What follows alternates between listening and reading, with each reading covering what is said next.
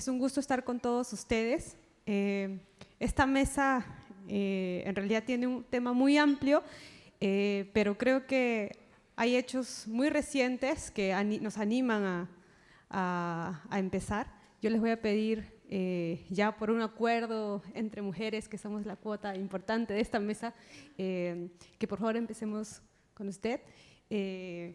Agustina, doctor Jesús Rodríguez y Mauricio, por favor con Mauricio. Cada uno va a tener 10 minutos, como lo mencionaron en la presentación, para luego obtener una conversación y comentarios del público, también preguntas sobre cada una de sus posturas y sus ponencias sobre este panel. Adelante, por favor.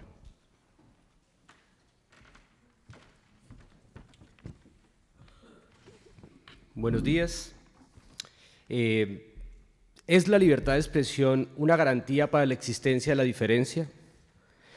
El artista y activista chileno Pedro Lemebel escribió en su manifiesto: hablo por mi diferencia, defiendo lo que soy, y soy tan raro, me apesta la injusticia. Cito esto para recordar que la libertad de expresión está en el corazón de nuestra lucha democrática, pero algo nuevo sobre este derecho aparece en nuestra realidad política que nos interpela y, por qué no decirlo, nos asusta. En estos 10 minutos quiero compartir los retos que hemos enfrentado en el Centro de Estudios Derecho, Justicia y Sociedad cuando hemos tenido que intervenir en casos de libertad de expresión ante la Corte Constitucional de Colombia que se relacionan con derechos de las mujeres y derechos de las personas LGBTI.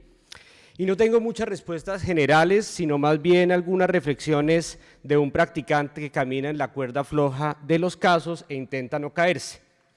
Entonces dividiré mi presentación en 3 partes. Una primera parte uno podría llamar nuestros principios, este credo libertación expresionista, 4 casos que han desafiado esos principios y finalmente unos retos y una reformulación que quisiera proponerles sobre la libertad de expresión.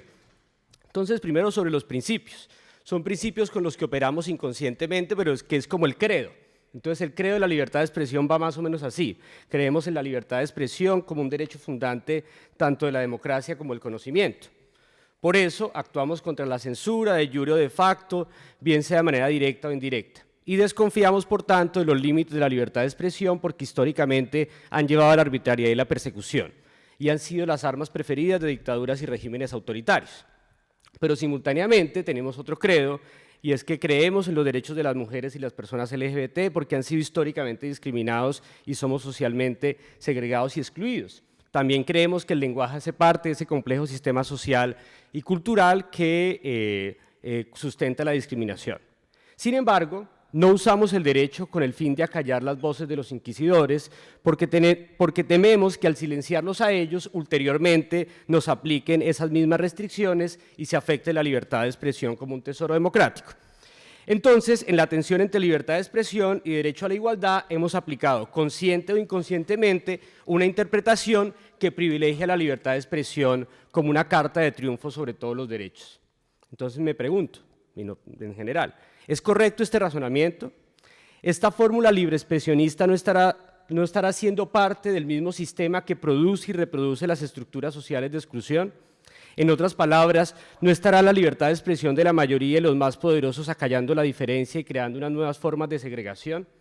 En suma, ¿no estaremos entrando a un dogmatismo de la libertad de expresión que es ciego a la diferencia? Entonces, ahora paso a los casos que han suscitado estas preguntas. El primer caso es el de la profesora Mónica Godoy, que había hecho denuncia de acoso sexual en la Universidad de Ibagué. Y la universidad, al ver la denuncia, le canceló el contrato de trabajo.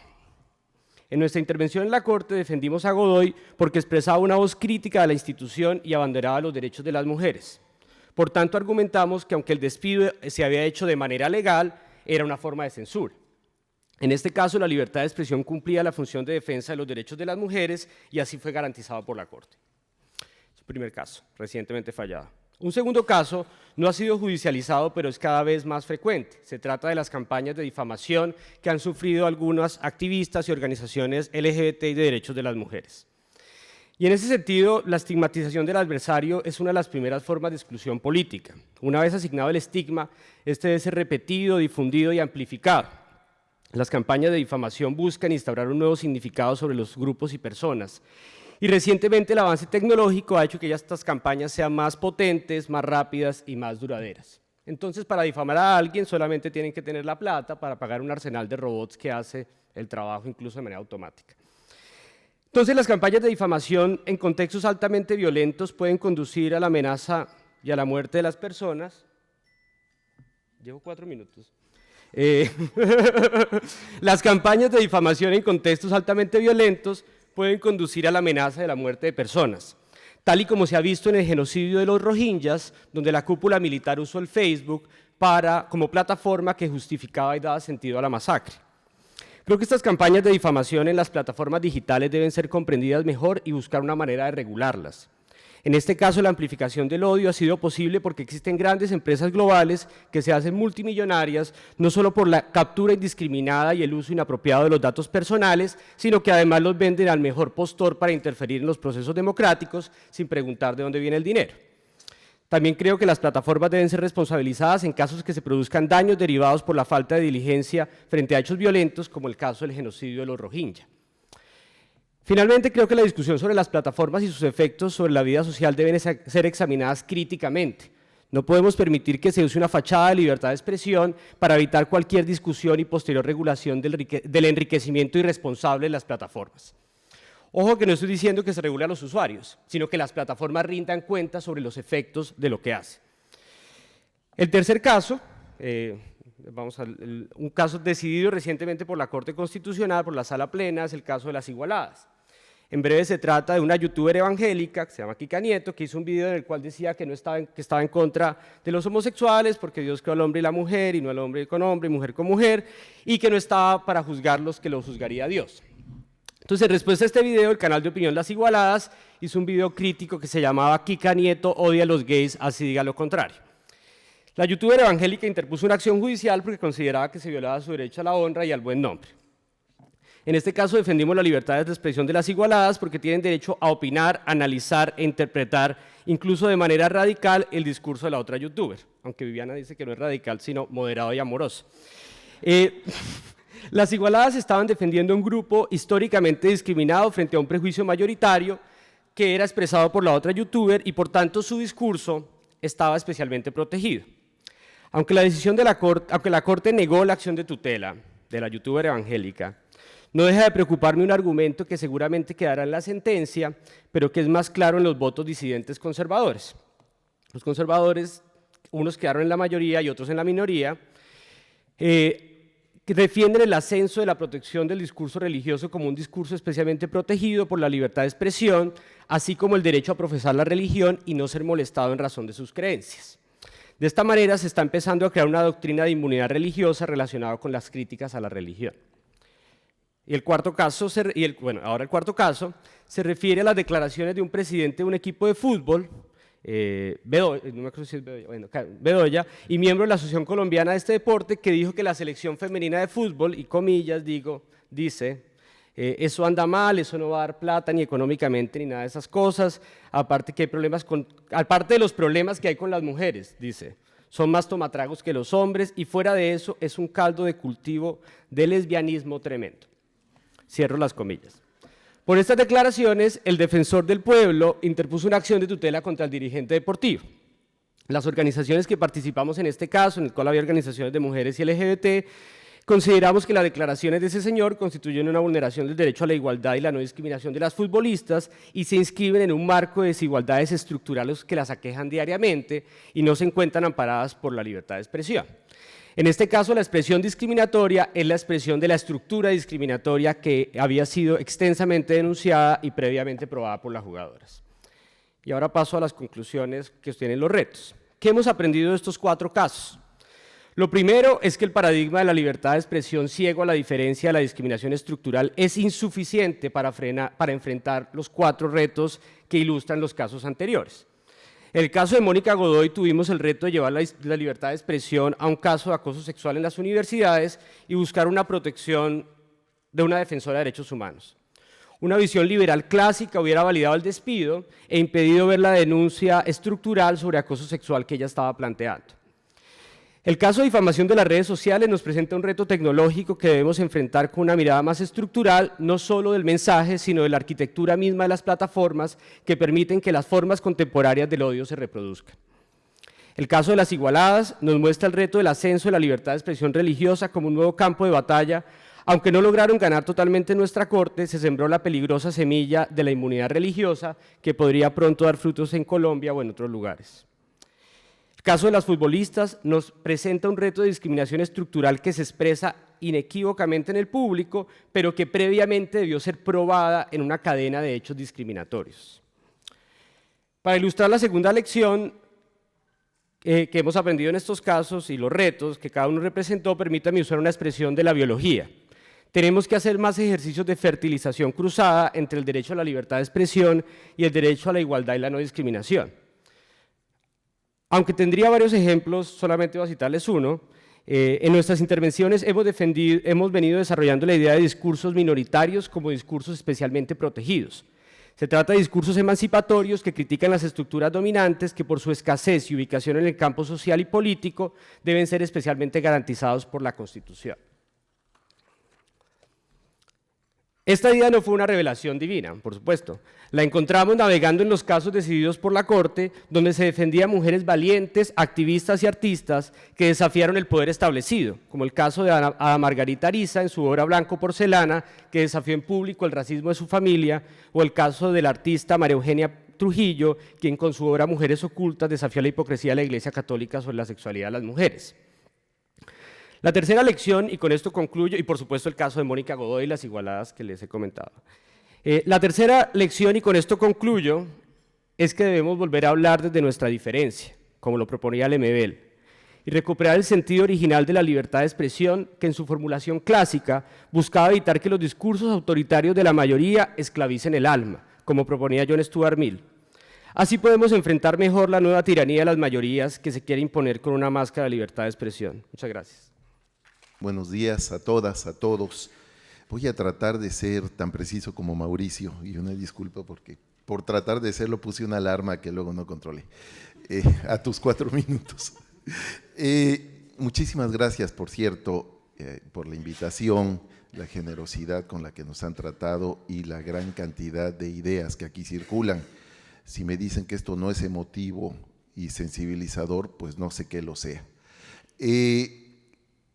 Voy a plantear 5 ideas sobre la relación entre discursos de odio, libre expresión y discursos contra el género, porque quisiera empezar justamente para la primera de ellas, planteando la cuestión de dónde emplazamos, dónde situamos nuestra discusión sobre los discursos antiderechos. Parto de algo que ayer se decantó aquí. Hablar de discursos contra el género es decir muy poco. En realidad luego hay que explicar qué es el género, ¿no? Y cuando hablamos de discursos antiderechos decimos algo más sustancioso. Entonces habría que pasar rápido por ese expediente y sostener en nuestro propio discurso político, desde luego en el jurídico, que cuando hablamos de discursos contra los derechos de las mujeres, contra diversidad sexual, contra la autonomía o soberanía de nuestro cuerpo, pues justamente estamos hablando de discursos que son claramente orientados contra bienes sustantivos que son nuestros derechos. De tal manera que lo que nos tendríamos que plantear en una primera idea es cómo los vemos. Constitucionalismo visto en una escala global nos plantearía la pregunta de si estamos ante el ejercicio extremo y molesto, pero ejercicio de la libre expresión, o como discurso de odio, es decir, como un abuso que ya no está protegido por la propia libertad de expresión. Y aquí tenemos en realidad en conflicto dos modelos constitucionales de larga data y de largo contenido, el modelo norteamericano y el modelo europeo. Yo creo que es importante partir de esto. No tenemos una sola respuesta constitucional y por eso tenemos debates sobre discursos de odio. El modelo norteamericano, déjenme decirlo de manera muy esquemática, parte de la idea de que en los daños por odio solo podemos identificar el daño en el pase al acto, es decir, el tramo discursivo del odio está amparado por la interpretación liberista o libertarian de la primera enmienda, una interpretación que lleva exactamente 50 años de vigencia a partir de la sentencia de Brandenburg versus Ohio. Allí un militante del Ku Klux Klan fue absuelto precisamente en un proceso judicial por considerar que sus amenazas y juicios de rechazo contra la población negra no eran específicas y por lo tanto no generaban un riesgo inminente de daño para aquellos contra quienes se dirigía. Ahora, es muy curioso, yo quiero destacar desde este momento, que en realidad en el modelo norteamericano hay mucho de falacia y mucho de hipocresía. En el resto del complejísimo sistema norteamericano de justicia hay identificación de daños que provienen de fuentes psicológicas, daños morales, daños psiquiátricos y que están asociados a los discursos. Justamente es en el terreno de los discursos de odio donde no se han identificado estas ideas de daño, lo que Matsuda llama las palabras que hieren, o Kober ha llamado los golpes a las vísceras que vienen con las palabras, o lo que Goldhagen en su famoso estudio sobre el nazismo identificó a los discursos como precursores de violencia sistemática. Yo creo que hay un montón de sentencias que muestran que uno en el terreno del consumo o los derechos de los consumidores puede ser protegido por daños psicológicos o simbólicos y resulta que no lo es en el caso de los discursos contra grupos subalternos o históricamente discriminados, como decía Mauricio. Ahora este es un modelo que tiene sus excesos, no todo el modelo funciona como exceso, hay que decirlo, y lo mismo tenemos en el modelo europeo. Allí justamente la identificación del daño está desde la enunciación, desde los speech acts, ¿no? De los actos de habla que consideran que el discurso es ya una forma de actuar en el mundo y que los eventos prácticos o las realizaciones prácticas del discurso no pertenecen a otro universo, no pertenecen a otra dimensión, sino que tienen una conexión. Vivimos siempre en un mundo de habla. Desde luego hay toda una base filosófica detrás de estas distinciones entre modelos, pero también es un modelo que tiene sus bemoles, hay que decirlo. Comporta siempre el riesgo de convertir al Estado en un gran censor. Por ejemplo, en España, el delito de ofensa a los sentimientos religiosos, que ha servido, ¿no? Sí, bueno, a la figura del rey, pero en este caso por la mencionada protección de los grupos religiosos a partir de discursos o expresiones que les puedan resultar dañinas moralmente o inconvenientes. De tal modo que también considerando que allí hay una vertiente de extremos, en efecto nos puede resultar más interesante lo que hemos llamado el modelo europeo.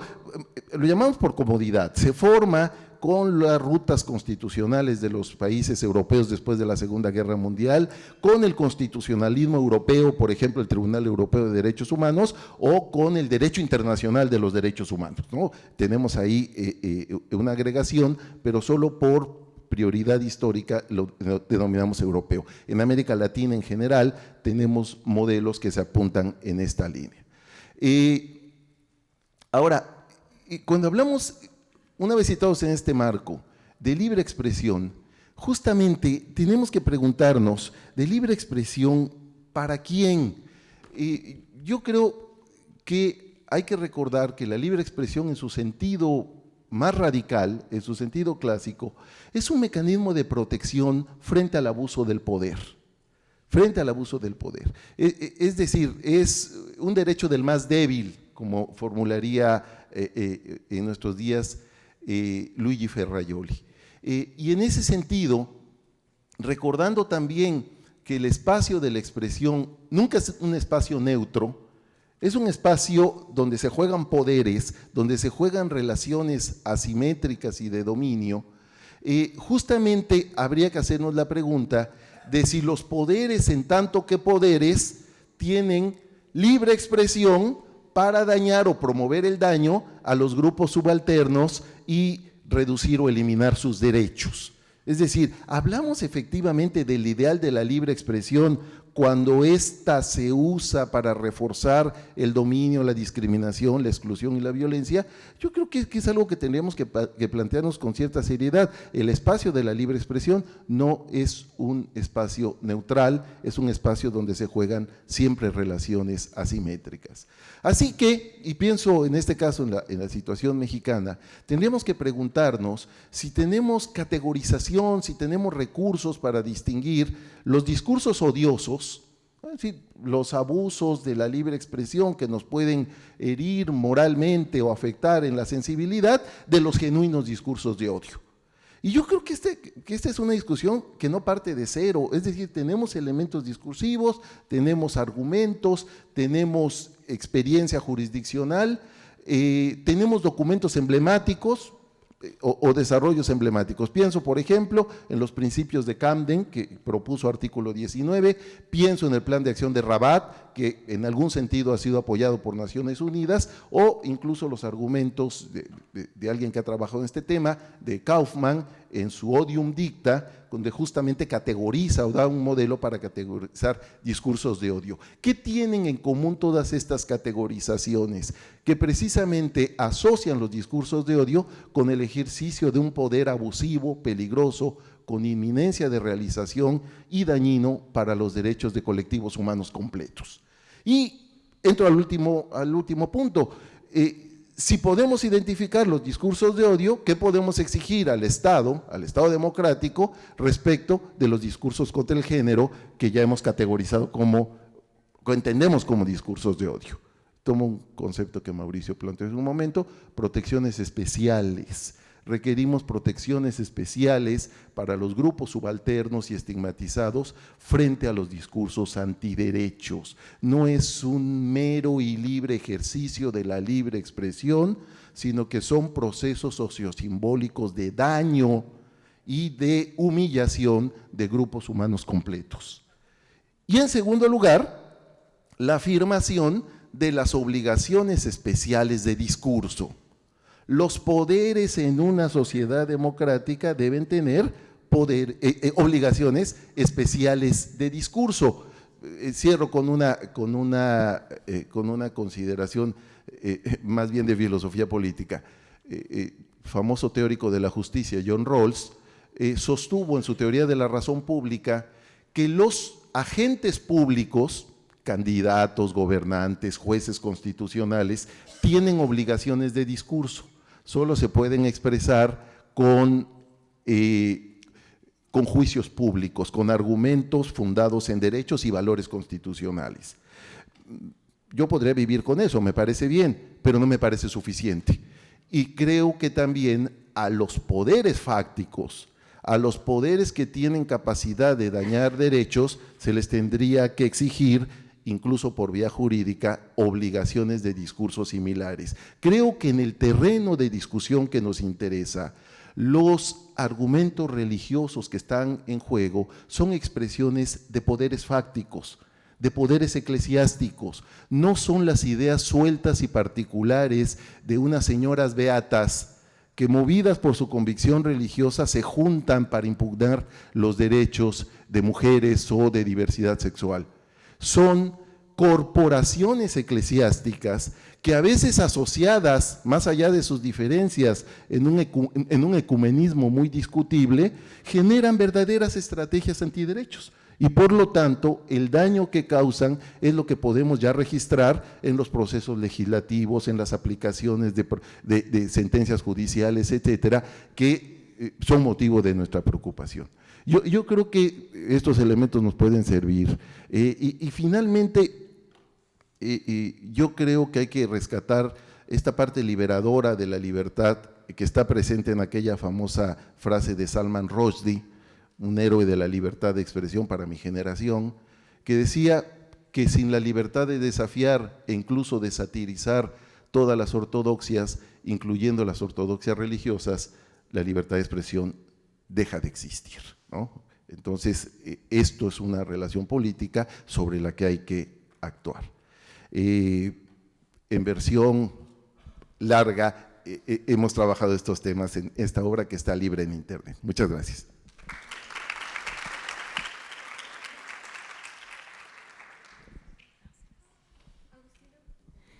Sí, bueno, buenos días y muchas gracias por la invitación.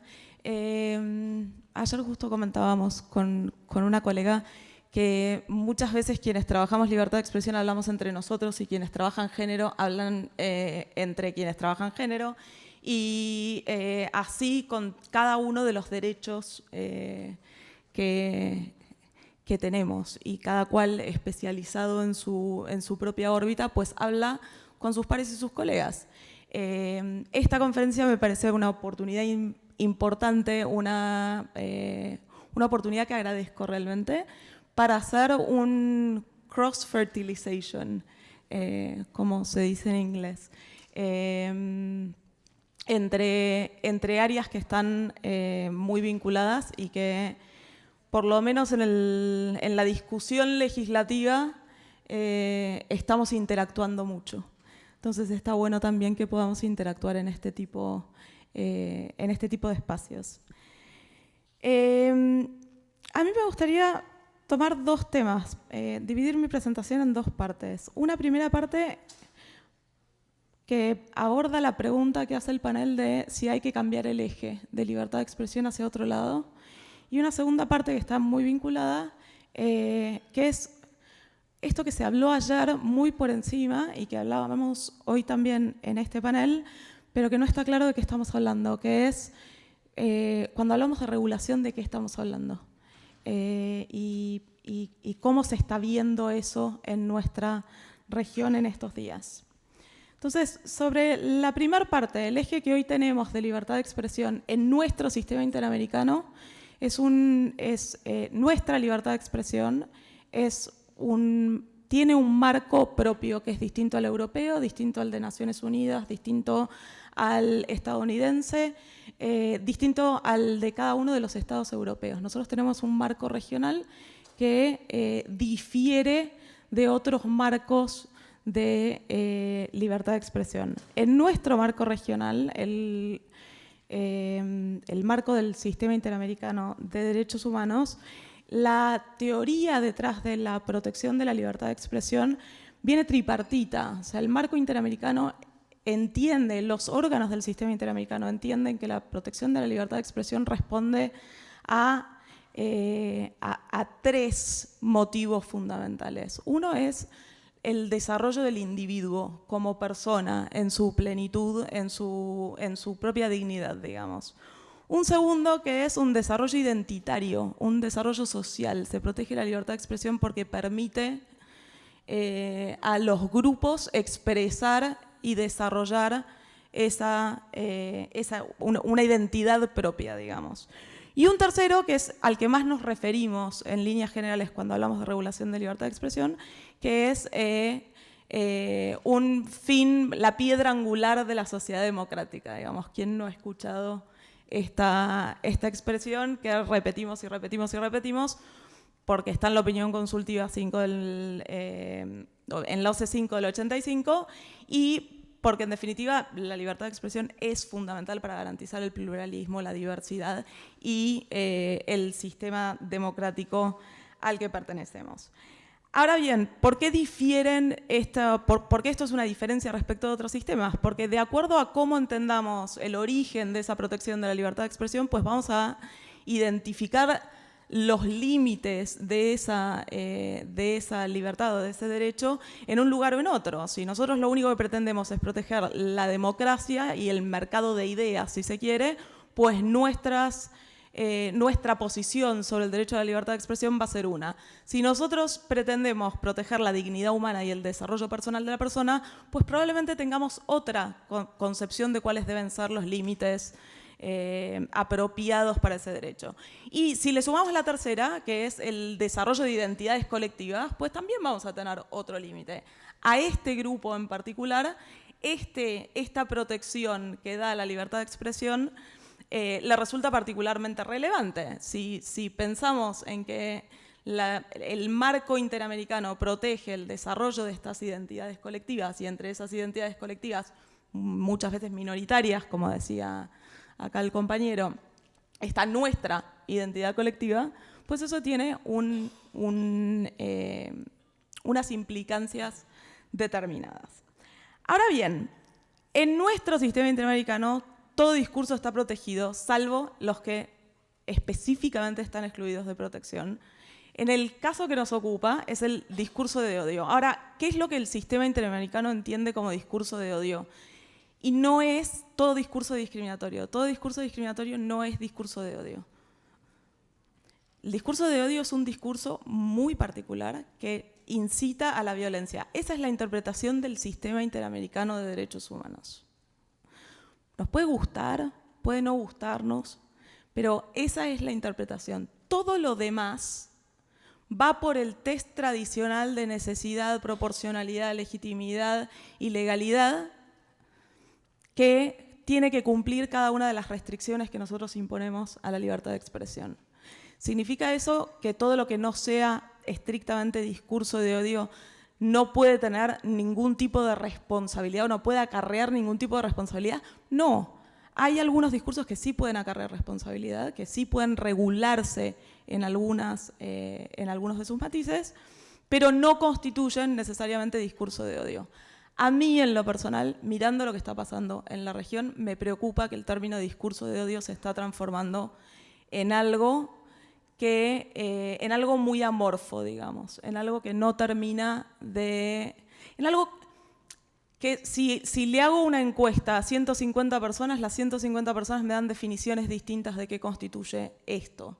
Y cuando estamos hablando de categorías de discurso que están excluidas de protección, tener una definición por persona de lo que eso significa me parece un riesgo enorme, sobre todo para atendiendo a los fines que la libertad de expresión pretende proteger.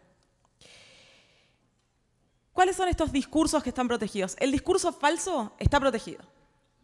Contrario a lo que se dice en un montón de conferencias sobre fake news, el discurso falso está protegido. No es un discurso vedado, no es un discurso fuera de protección. Para poder limitar el discurso falso hay que tener determinadas consideraciones. El discurso falso está protegido. El discurso chocante, el indignante, está protegido. ¿Significa eso que no tenga consecuencias? No, no significa que no tenga consecuencias, pero sí significa que está protegido. Ahora bien, una de las preguntas que se planteó en este panel es ¿cuánta tolerancia al intolerante? Y acá es donde entramos a hablar de regulación. ¿Necesitamos regulación? ¿No necesitamos regulación? ¿Cambió el balance que existía? Esta pregunta de cuánta tolerancia al intolerante no es una pregunta nueva, digamos. Venimos lidiando con esta pregunta desde hace un montón de tiempo.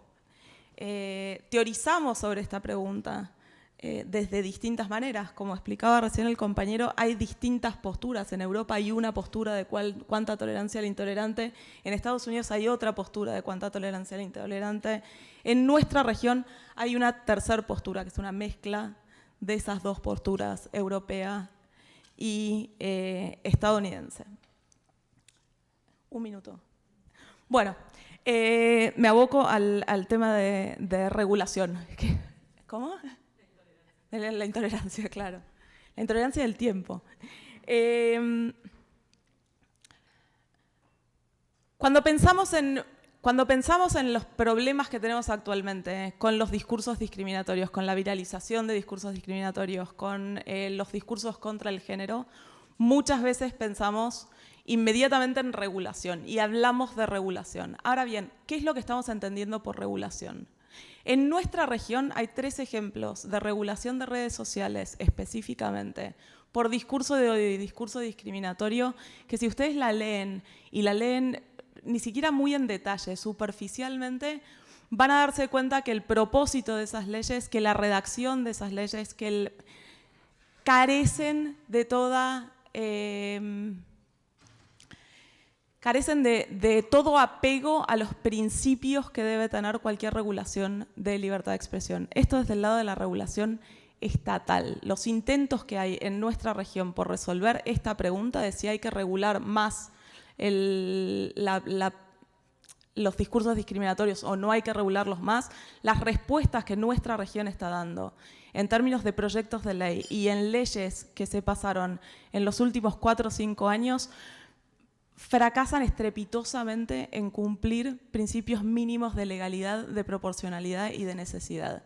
Bajo cualquiera de esas leyes, la ley venezolana, la ley de Honduras, hay un proyecto de ley en Ecuador, bajo cualquiera de esas leyes, todo lo que charlamos en esta conferencia cae como discurso discriminatorio, todo lo que charlamos en cualquier conferencia donde hablemos de derechos de minorías cae como discurso discriminatorio y vamos a terminar reforzando esos derechos de las mayorías de los que ustedes hablaron. Ahora hay otra acepción de qué se entiende por regulación, sobre todo cuando estamos hablando de libertad de expresión y redes sociales. Y con esto termino, lo dejo para las preguntas. Que es 2 temas. Uno, la autorregulación que tienen las empresas. ¿Qué le vamos a pedir a las empresas de Internet que están mediando nuestras conversaciones que hagan con nuestros discursos y con los discursos que nos afectan? Y 2, ¿cuál es la responsabilidad que vamos a aplicarle a esas empresas de Internet que hospedan nuestro contenido, facilitan la promoción de nuestro contenido, pero también facilitan la promoción de contenido contra todos nosotros? Dejo tirada la pregunta y la dejamos para la discusión para no pasarme el tiempo.